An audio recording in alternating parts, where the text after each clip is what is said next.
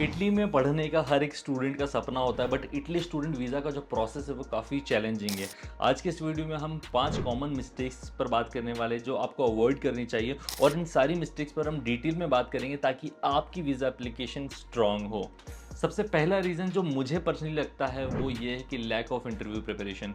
काफ़ी students interview के लिए प्रिपेयर करते ही नहीं, दे थिंक कि उन्हें सब आता होगा, बट ऐसे कुछ स्पेसिफाइड क्वेश्चन है जो ज़्यादातर पूछे जाते हैं स्टूडेंट से eight the time of visa interview. जैसे कि इटली में आप पढ़ने क्यों जा रहे हो, इटली में कौन से कोर्स के लिए जा रहे हो, कितना कॉस्टिंग आने वाला है, आप एक्सपेंसेस कैसे मैनेज करने वाले हो, इस कोर्स को करने के बाद आपके फ्यूचर प्लान्स क्या है, एम्बिशन क्या है, गोल्स क्या है।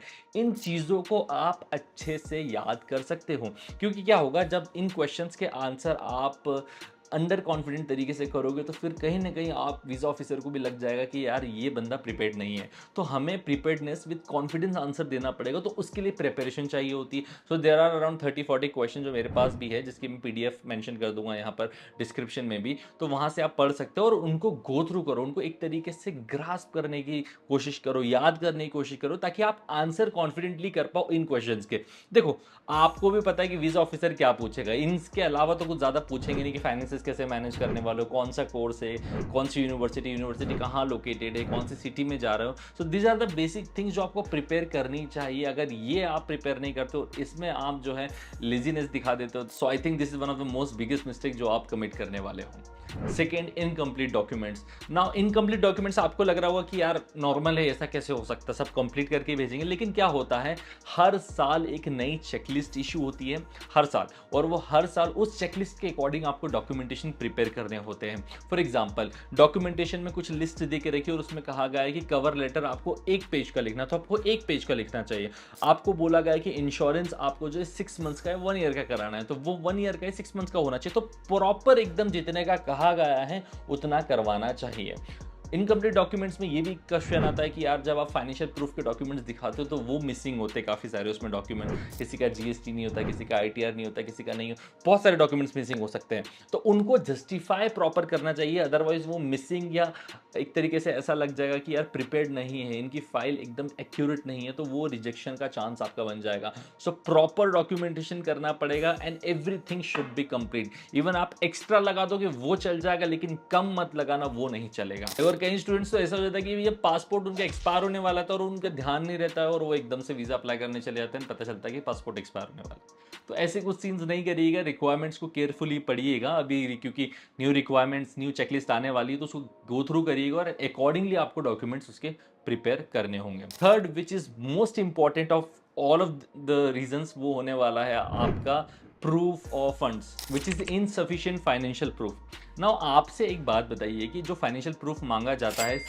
6,000 यूरोस का मिनिमम जो होता है, वो अराउंड 6 लाख रुपए INR में कह सकते हो, इतना फंड्स आपको दिखाना रहता है। अब इटालियन गवर्नमेंट चाहती है कि आप इतना फंड्स उनको दिखाए ताकि वो मेक श्योर हो जाए कि आपकी फाइनेंशियल प्रोफाइल काफ़ी स्टेबल है, तो आप इजीली वहाँ पर सर्वाइव कर लोगे। ये एक क्वेश्चन रहता है, तो उसको जस्टिफाई करने के लिए जो डॉक्यूमेंट्स अटैच होते हैं वो प्रॉपरली अटैच होने चाहिए। अब सब स्टूडेंट्स के अलग अलग सिनेरियोज होते हैं, किसी के फादर या स्पॉन्सर जो है वो सेल्फ एम्प्लॉयड हो सकते हैं, किसी के फादर जो या स्पॉन्सर जो है वो बिजनेस फैमिली से आ सकते, किसी के स्पॉन्सर जो है वो एग्रीकल्चरल से आते। तो हर एक जो है कैटेगरी है उसके डॉक्यूमेंट स्पेसिफाइड होते हैं कि यहाँ पर जैसे फार्मर्स के केस में आईटीआर नहीं भरते तो उस केस में फैमिली इनकम सर्टिफिकेट से काम चल सकता है, जिस केस में जीएसटी नहीं होता है तो उस केस में उद्यम रजिस्ट्रेशन से काम चल सकता है। तो ऐसे ऑल्टरनेटिव डॉक्यूमेंट्स आपके पास होने चाहिए to justify every single thing. आपका एक तो ऑक्यूपेशन जो आप कर रहे हो, दूसरा आपके फाइनेंशियल मीन्स कि आप पैसा एक्चुअली में कहाँ से लेकर आ रहे हो। मोस्ट ऑफ द स्टूडेंट्स का सेविंग्स होता है, किसी का एजुकेशन लोन होता है। एजुकेशन लोन को मैं थोड़ा सा बेस्ट मानता हूँ कि वो एकदम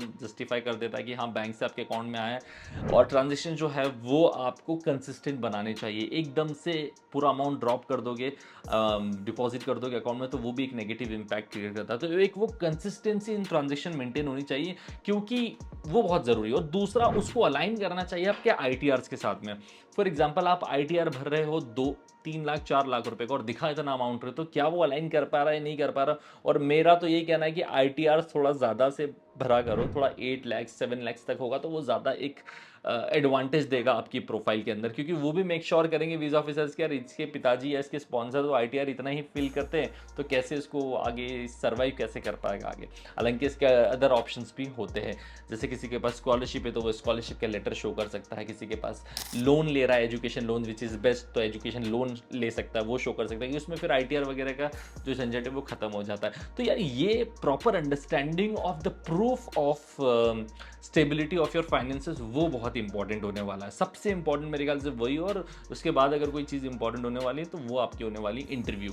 नेक्स्ट है updates about the Italy student visa ना। काफ़ी लोग अपडेटेड नहीं होती जो रिसेंट अपडेट्स आती है एम्बेसी की तरफ से, मिनिस्ट्री की तरफ से। तो उस केस में क्या होता है, फिर वो ओल्ड रिजीम या रूल्स को फॉलो करते हुए डॉक्यूमेंटेशन प्रिपेयर करा के सबमिट कर देते। तो अपडेटेड होना चाहिए, डेडलाइंस अपडेटेड होना चाहिए कि जैसे इटली वीज़ा अप्लाई करने के लिए सितंबर इंटेक की डेडलाइन होती है 30 नवंबर, तो उसके पहले आपको वीज़ा एप्लीकेशन करनी चाहिए। जैसे अगर आप अपडेट होंगे कि जून में कब से वीज़ा एप्लीकेशंस ओपन होने वाली, तो आप जल्दी से अपने डॉक्यूमेंटेशन प्रिपेयर करके एज अर्ली एज अप्लाई कर सकते हैं, ताकि आपके चांसेस ऑफ गेटिंग वीज़ा बढ़ जाए। और इटली के लिए जब आप अप्लाई करते हो तो आपको प्री इनरोलमेंट भी करना पड़ता है, और उसकी भी अपनी डेडलाइंस होती है हर एक यूनिवर्सिटी की, तो वो भी पता होनी चाहिए। तो इन शॉर्ट कहूँ तो सारी अपडेटेड इन्फॉर्मेशन के बारे में आपको पता होना चाहिए कि कहाँ पर one and the same certificate लग रहा है, और ऐसे काफ़ी सारे ग्रुप्स हैं जिनमें आप ऐड हो सकते हो और उनसे भी पता लगा सकते हो कि अपडेटेड इन्फॉर्मेशन क्या चल रही है। अब मैं स्टूडेंट वीज़ा से अपडेटेड वीडियोस ज़्यादा लेकर आने वाला हूँ अपने चैनल पर। और जितने भी वीज़ा के डॉक्यूमेंट्स होते हैं वो कोशिश करिए कि आप पहले से प्रिपेयर करना स्टार्ट कर दे,